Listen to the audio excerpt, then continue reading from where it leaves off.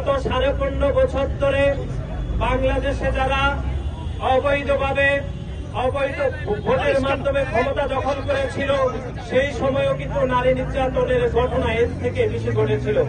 কিন্তু তখন আমরা দেখেছি গণমাধ্যম তখন কিন্তু স্বাভাবিক সময়ে ছিল না। গণমাধ্যম সকল সংবাদ পরিবেশন করতে পারেনি বলে এখনকার চিত্র কিন্তু এদেশের মানুষ বেশি করে দেখছে। সুতরাং আমরা স্পষ্টভাবে বলতে চাই, গত 15.5 বছর ধরে নারীর প্রতি যে নির্যাতন, নারীর প্রতি যে সহিংসতা অথবা যে গণধর্ষণের ঘটনাগুলো ঘটেছে সেগুলো কিন্তু গণমাধ্যমে খুব পলাও করে কিন্তু প্রচার করা হয়নি। আপনারা দেখেছেন 2018 সালে নোয়াখালীর সুবর্ণচরে ধানের শীষের ভোট দেওয়ার কারণে আমার বোন পারুলকে কিভাবে গণধর্ষণ করেছে আওয়ামী লীগের সন্ত্রাসীরা, এখনো পর্যন্ত কিন্তু সেটার বিচার নিশ্চিত হয়নি।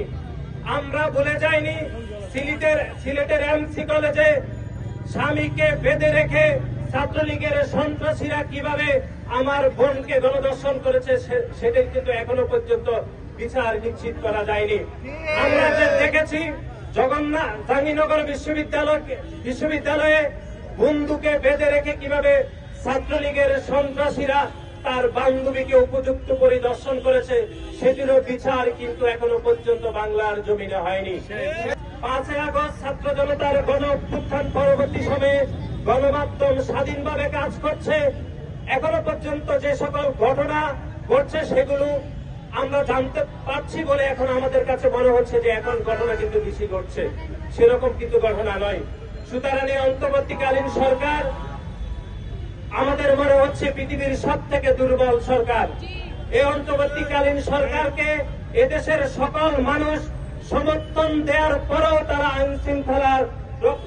আইন শৃঙ্খলার যে পরিস্থিতি সেটি কিন্তু উন্নত করতে পারেনি। আপনারা দেখেছেন যে মাগুরাতে 8 বছরের শিশুকে কিভাবে উপযুক্ত পরিদর্শন করা হয়েছে, কিন্তু এই দেশের কিছু মানুষ নারীদের পোশাক নিয়ে বারবার কথা বলে আমরা দেখেছি।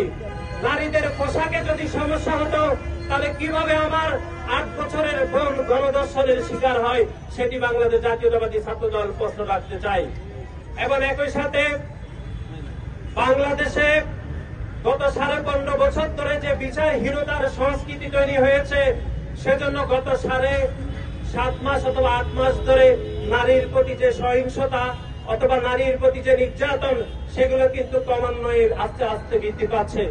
আপনারা দেখেছেন গতকাল নারীর প্রতি যে নির্যাতন, সহিংসতা এবং ধর্ষণের প্রতিবাদ করতে গিয়ে আমাদের নারায়ণগঞ্জের ছাত্রদলের নেতা অপূর্ব মানববন্ধন শেষে বাড়ি ফেরার পথে তাকে কিন্তু ছিনতাইকারীরা উপযুক্ত করে ছুরিকাঘাত করেছে, তার মৃত্যু নিশ্চিত করেছে।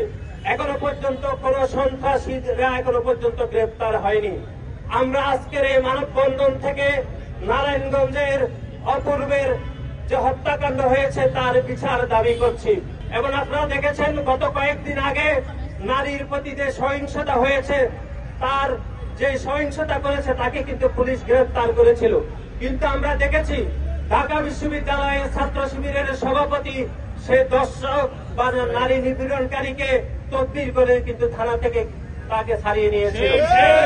আমরা দেখেছি যে নতুন যে ছাত্র সংগঠন গঠিত হয়েছিল গণতান্ত্রিক ছাত্র সংসদের একজন কেন্দ্রীয় নেতা যে ইতিমধ্যে নারী নির্যাতনকারী হিসাবে দোষী প্রমাণিত হয়েছে তাকে কিন্তু সেই কমিটিতে অন্তর্ভুক্ত এখনো পর্যন্ত করা হয়েছে।